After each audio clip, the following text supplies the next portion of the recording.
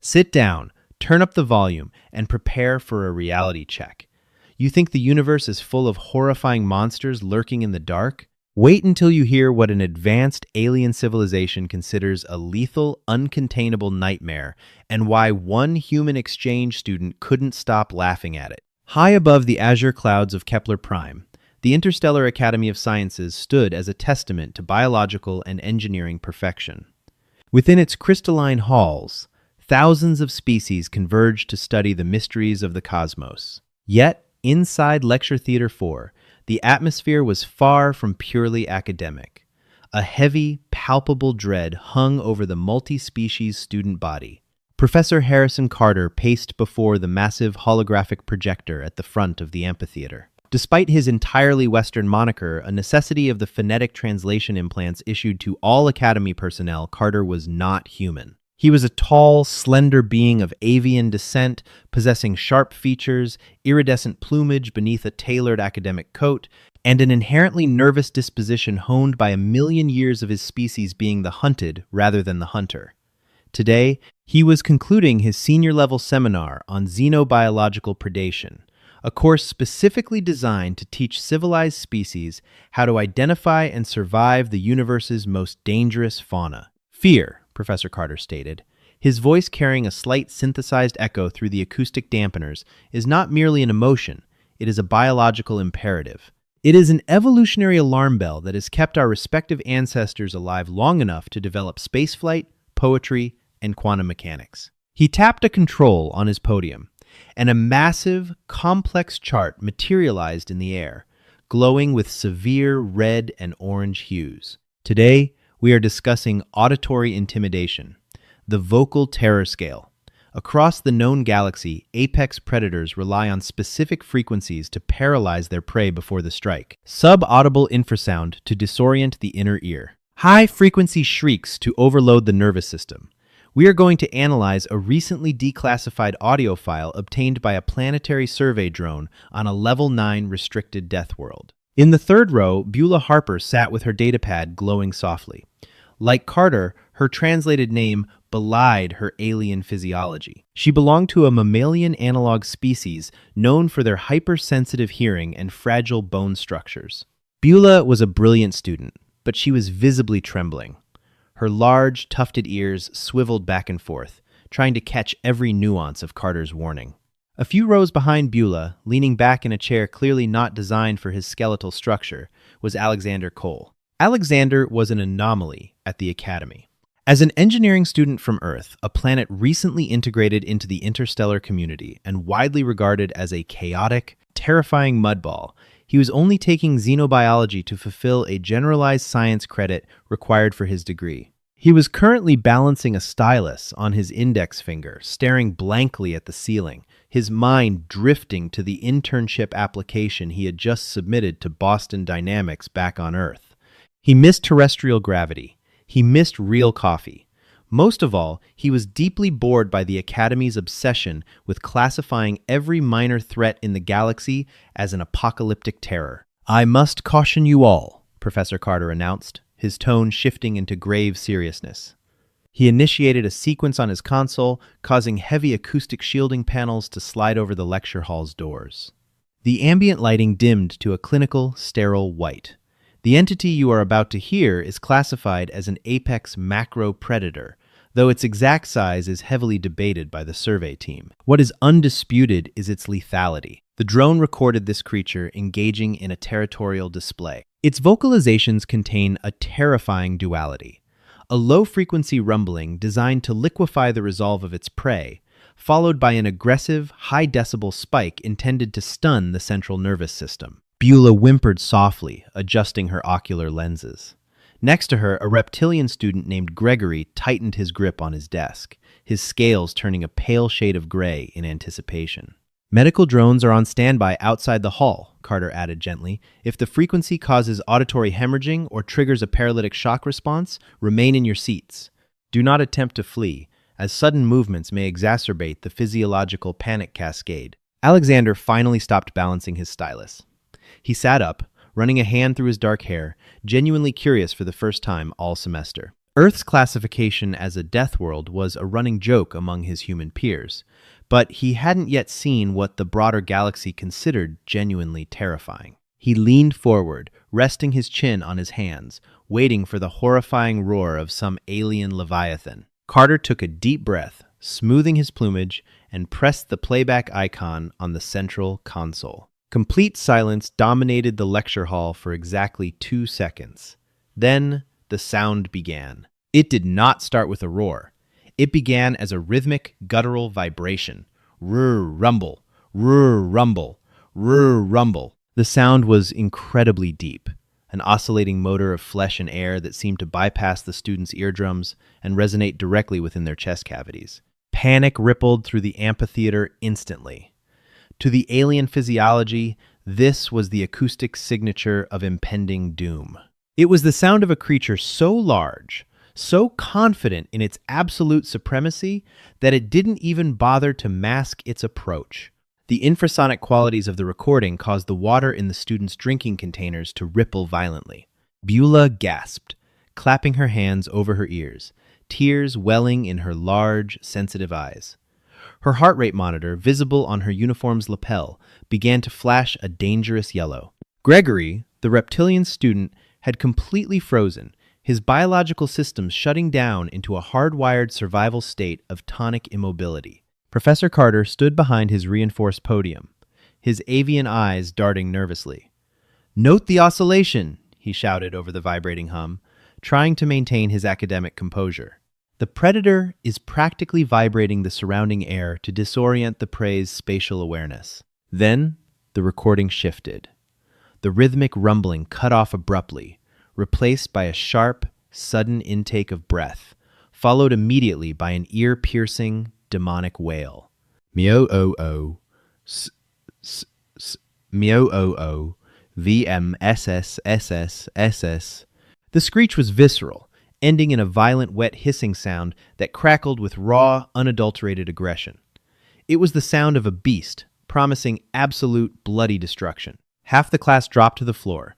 Beulah vanished beneath her desk entirely, curling into a tight, trembling ball. A few students near the front row outright fainted, their biological failsafes tripping to save their minds from the sheer terror of the noise.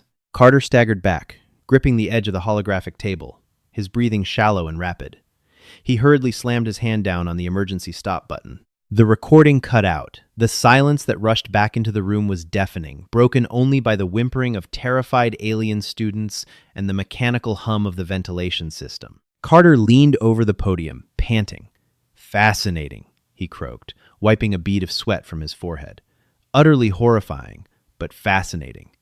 The psychological devastation is almost instantaneous. Survey data suggests this creature possesses retractable claws capable of shearing through natural armor, and a jaw mechanism optimized for severing spinal cords in a single bite. The survey drone was destroyed shortly after transmitting this file.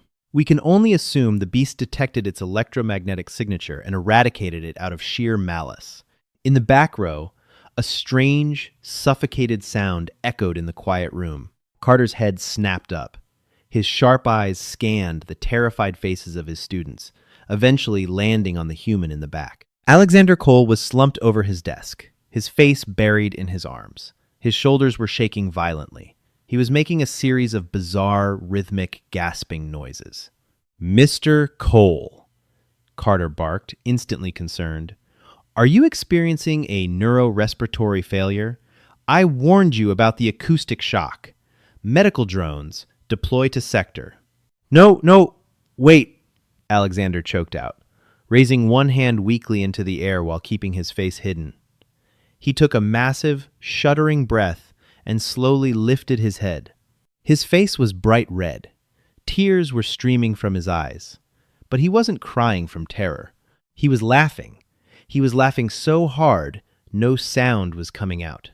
The entire class stared at him in stunned silence. Beulah peeked out from under her desk, her large ears twitching in confusion. Gregory unthawed just enough to blink his inner eyelids at the bizarre spectacle. Alexander wiped his eyes with the back of his sleeve, letting out a heavy sigh as he tried to regain his composure. He looked down at the professor, a massive, irrepressible smirk plastered across his face. "Professor Carter," Alexander said, his voice echoing loudly in the quiet room. Please tell me you didn't just classify that thing as a level 9 macro predator. Carter bristled, deeply offended by the human's complete lack of academic decorum. I assure you, Mr. Cole, there is nothing humorous about this data. The creature that produced this auditory threat is a masterstroke of predatory evolution. It is a remorseless killing machine. Alexander let out a sharp bark of laughter, shaking his head. He leaned back in his chair, resting his boots on the back of the empty seat in front of him. Professor, Alexander said, a smirk dancing on his lips. That's just a house cat. Carter blinked. His translation implant worked flawlessly, but the semantic meaning of the words failed to align with his reality. A what?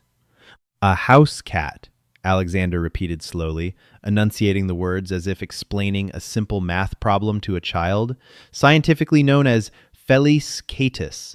Specifically, it sounds like an orange tabby that's extremely pissed off because someone woke it up from a nap. A murmur of confusion rippled through the recovering students. Beulah slowly pulled herself up into her chair, her eyes wide. Alexander, you are saying this. This apex terror is native to your homeworld? Native? Alexander chuckled. Yeah, I guess. But more importantly, it lives in my house. Actually, it lives in about, 50 million houses across Earth. Carter's plumage puffed up in absolute denial. Preposterous! Mr. Cole, I will not tolerate disruptive fabrications in my lecture hall. This creature's acoustic profile indicates a lung capacity and muscle density designed for lethal takedowns. To suggest that humanity allows such a beast to roam freely within your domiciles— Allow? Alexander interrupted, standing up from his desk. He grabbed his datapad and began descending the stairs toward the front of the amphitheater. Professor, we don't just allow them in our houses. We build them little carpeted towers to climb on. We feed them premium seafood from specialized cans. We let them sleep on our faces. The amphitheater descended into absolute, horrified pandemonium. Order! Order in the hall! Professor Carter shouted, banging a metallic gavel against his podium to drown out the panicked shrieks and frantic whispering of the alien students. It took nearly 2 minutes for the room to settle down. Alexander had reached the front of the class. He stood casually beside the massive holographic projector, holding his personal datapad. He looked entirely too comfortable for someone discussing a biological nightmare. Mr. Cole, Carter said, his voice shaking with a mixture of anger and deep-seated dread. Are you standing before this academic institution and stating, for the record, that humanity actively domesticates a creature capable of producing that paralyzing frequency? First of all, we didn't really domesticate them, Alexander corrected, tapping a few commands into his datapad. Genetic evidence suggests they actually domesticated themselves. They realized human settlements had an abundance of rodents, smaller prey, so they moved in. We thought they were cute, so we let them stay. Thousands of years later, here we are. He plugged his datapad into the auxiliary port of the projector. Second of all, that paralyzing frequency you played? The rumbling one? Alexander tapped a button. That's called purring. It's not an intimidation tactic. They usually do it when they're happy or relaxed or want us to scratch them behind the ears. Actually, studies from Johns Hopkins University back on Earth proved that the frequency of a cat's purr between 25 and 140 hertz has therapeutic properties. It promotes tissue regeneration and bone healing in humans. Beulah let out a soft squeak of absolute bewilderment. It heals you?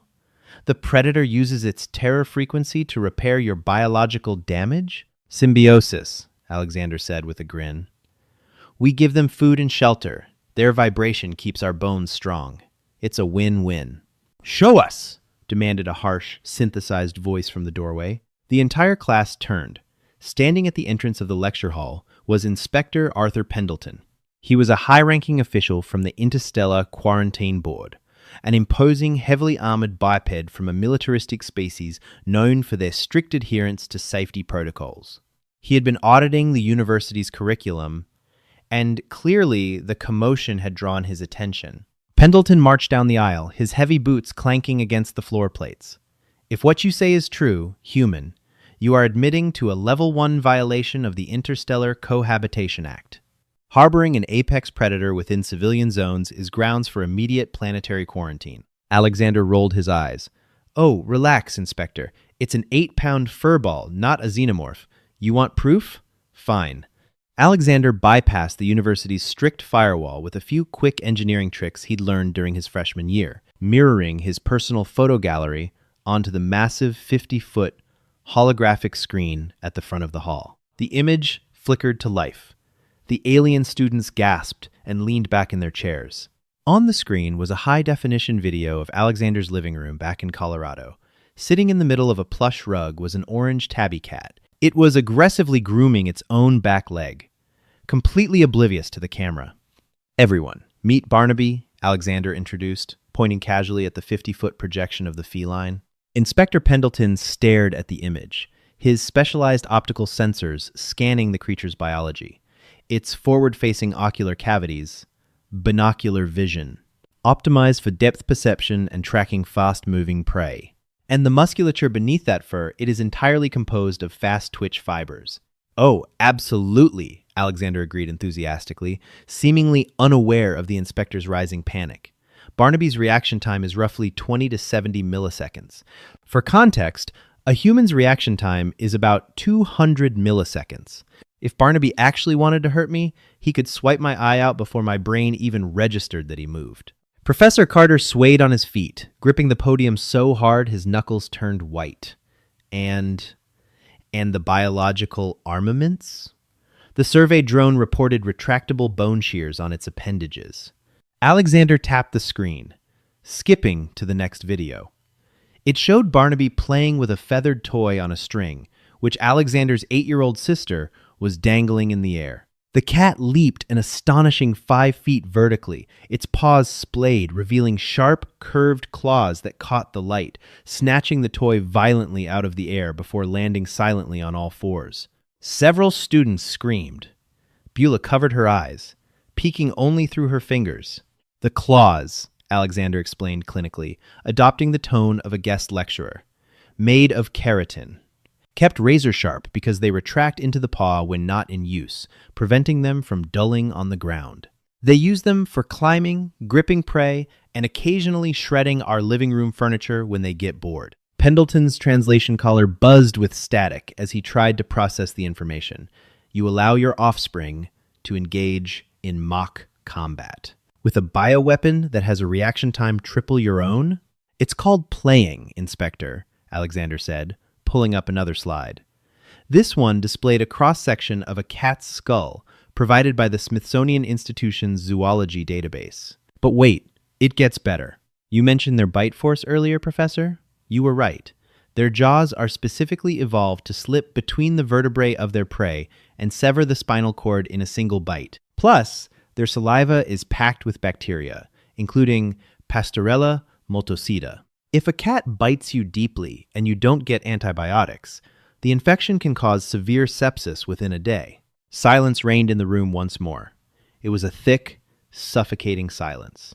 The aliens were looking at Alexander not just as a student from a deathworld, but as a creature of absolute, incomprehensible insanity. Let me summarize, Inspector Pendleton finally said, his voice devoid of all emotion, a stark indicator of his absolute horror. Your species willingly takes a predator equipped with hyper-reflexes, armor-piercing retractable claws, flesh-tearing teeth, and biologically toxic saliva, and you lock it inside your primary sleeping quarters. Yep, Alexander smiled. Sometimes they sleep on our chests. If they get a nightmare, they might accidentally claw you, but you just pat their head and go back to sleep. Pendleton turned slowly to Professor Carter. Shut down the projector. I am contacting the High Council. The human homeworld must be locked behind a class. 4 blockade immediately. If these creatures escape into the broader galactic ecosystem, the casualty rate would be incalculable. Alexander's smirk faded, realizing his attempt to show off was suddenly spiraling into an interstellar diplomatic incident that could ruin Earth's standing in the galaxy. He had to pivot and he had to do it fast. "Inspector, wait," Alexander said, his voice dropping the playful sarcasm. He stepped squarely in front of the holographic projector, crossing his arms over his chest. "You're missing the point of why humanity keeps them. You're looking at Barnaby like he's a monster. But you don't understand the ecosystem we evolved in." Alexander pulled up a final image. It wasn't a picture of a cat. It was a historical composite image of early human agriculture, depicting massive stone silos filled with grain, surrounded by thousands of dark, scurrying shapes. 10,000 years ago, humanity figured out how to farm. Alexander spoke softly, addressing the entire room. "We grew wheat. We stored it. But our world is a death world, Inspector. And on a death world, whenever there is an abundance of food, the parasites come." He zoomed in on the dark shapes. Rats. Thousands of them. Rodents. They ate our food, they destroyed our crops, and worse, they carried plagues. A specific bacterial infection carried by the fleas on these rodents, the bubonic plague, wiped out roughly 50 million humans in a single century. That was 1/3 of our entire population on the European continent. The alien students gasped. To them, a plague of that magnitude was an extinction-level event.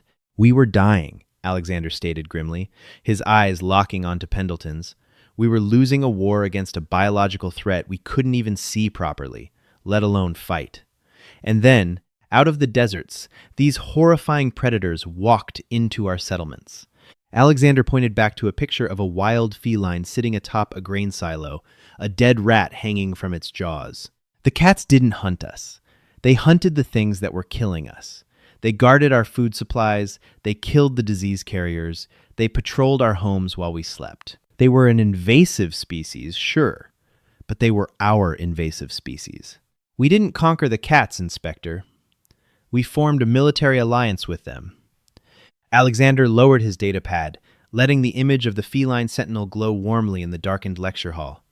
"So yes, Barnaby is an apex predator.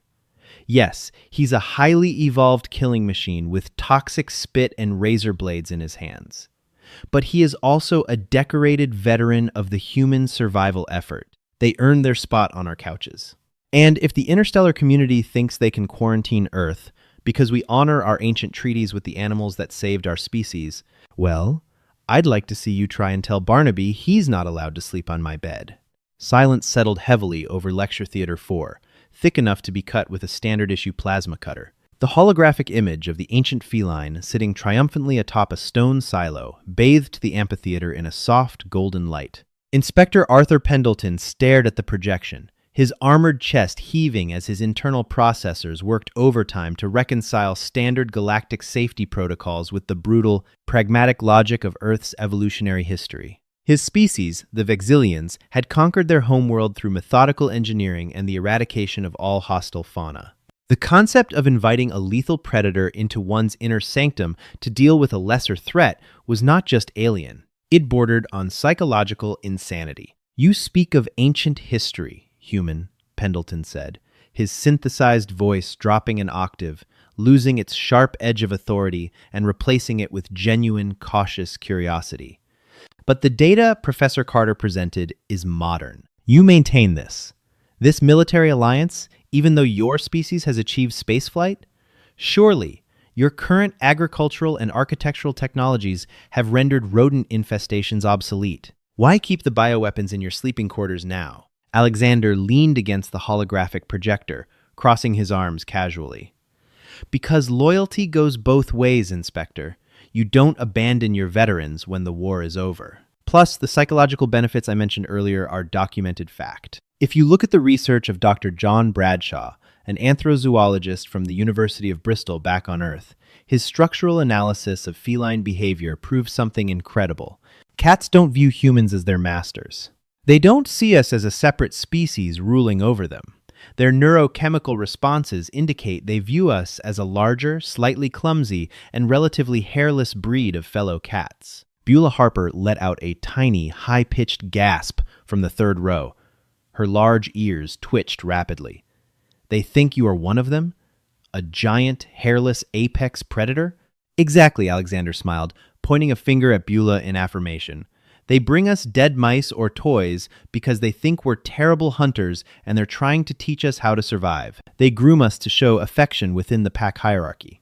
We aren't their owners. We're their family. Professor Carter stepped out from behind his reinforced podium, his iridescent plumage still slightly ruffled from the audio recording. Mr. Cole, while this sociological data is fascinating, it does not change the physical reality. You are a deathworlder. Your physiology has adapted to survive alongside these creatures. The rest of the galaxy has not.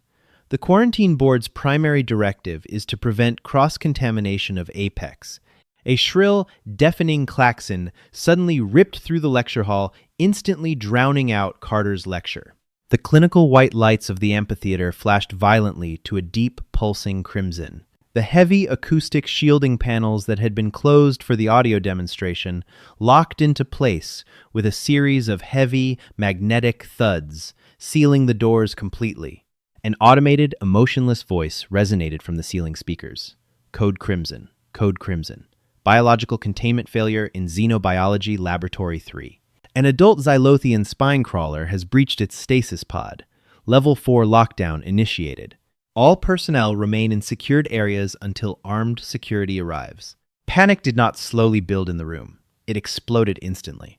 Alien students screamed in terror, scrambling over their desks, trying to put as much distance between themselves and the ventilation grates as possible. Professor Carter practically threw himself backward, taking cover behind his podium, his avian instincts driving him to seek shelter. Alexander stood confused, looking at the ceiling. A what? What's a Xylothian spine crawler?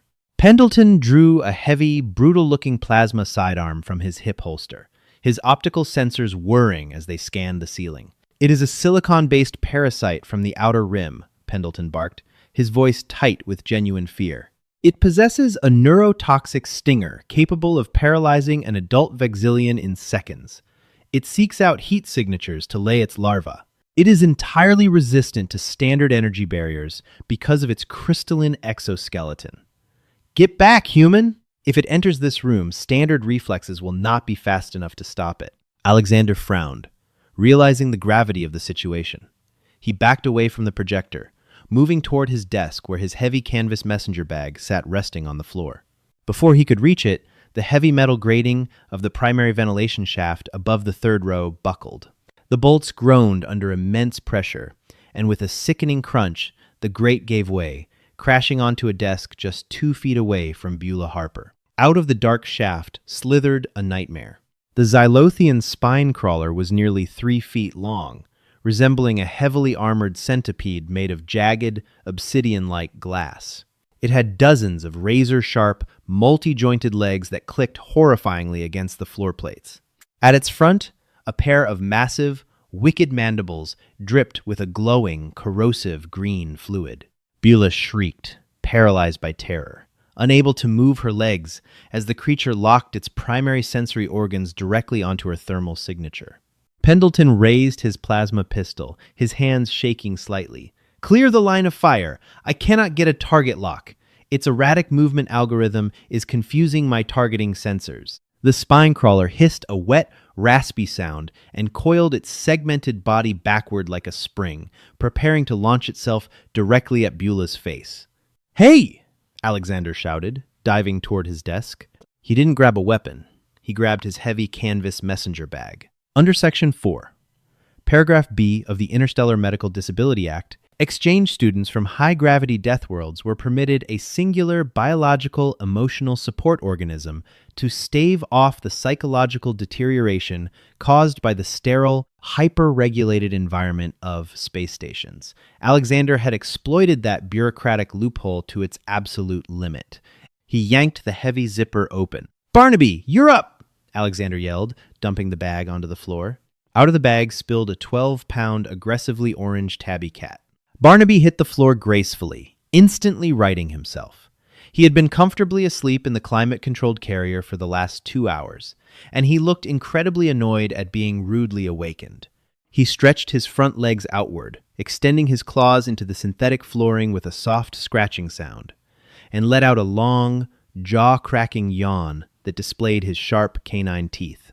The alien students who weren't already screaming at the spine crawler began screaming at the sudden appearance of the literal apex terror they had just spent an hour learning about. "Human!" Pendleton roared, aiming his weapon frantically between the giant, venomous centipede and the orange feline. "Have you lost your mind? You brought the beast into a civilian zone?" Barnaby didn't look at the screaming students. He didn't look at Pendleton's plasma gun. His forward-facing ocular cavities snapped directly toward the hissing, armored alien parasite.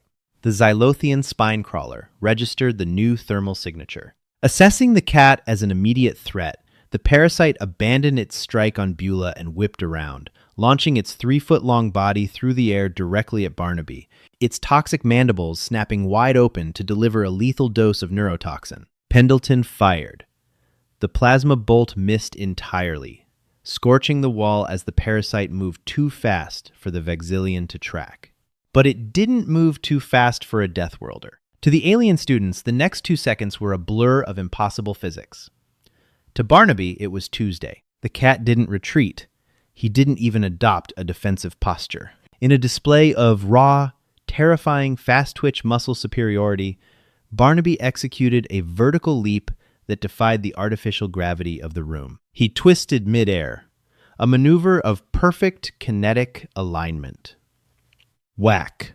Barnaby's right paw, claws fully extended, struck the armored parasite squarely in the side of its head while it was still airborne. The sheer blunt force trauma of the blow sent the 3-foot alien nightmare spinning wildly off course. It crashed hard against a desk, its crystalline armor cracking under the impact. "By the ancestors," Carter whispered from behind his podium, his avian eyes wide in absolute disbelief. The reaction time. It intercepted a mid-air strike. The spine crawler scrambled to recover, furiously clicking its dozens of legs to right itself. It hissed violently, spraying a drop of green acid that sizzled against the floor. It charged Barnaby, moving in a terrifying, zigzagging pattern designed to confuse visual tracking. Barnaby's pupils dilated until his eyes were almost entirely black pools of focused lethality. His tail flicked once to the left, acting as a counterbalance. As the parasite lunged again, bringing its stinger over its back like a scorpion, Barnaby simply sidestepped. He moved with a liquid grace that mocked the mechanical, frantic aggression of the alien bug. As the stinger passed harmlessly by his ear, Barnaby's jaws opened.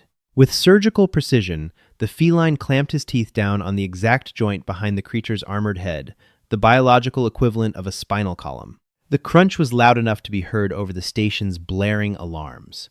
The Xylothian spine crawler thrashed violently for exactly 1 second. Then, Barnaby applied a sudden, brutal jerk of his neck. Another sickening pop echoed through the lecture hall. The parasite went completely limp, its dozens of legs curling inward as its central nerve cluster was severed instantly.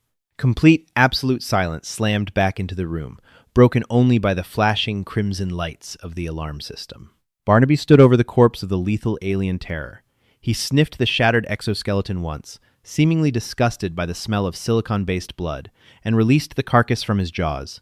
He sat down right next to the dead monster, lifted his right hind leg, and casually began to groom his tail, completely unbothered by the fact that he had just neutralized a galactic-level threat. Pendleton stood frozen, his plasma pistol still raised, his jaw slightly open beneath his tactical helmet. Beulah Harper, still trembling on her chair, slowly lowered her hands from her face. She looked at the dead parasite, then looked at the orange cat who was now licking his paw and wiping it over his ear. It killed it," Beulah whispered, her voice trembling with a mixture of raw awe and lingering terror. The drone recording didn't do it justice.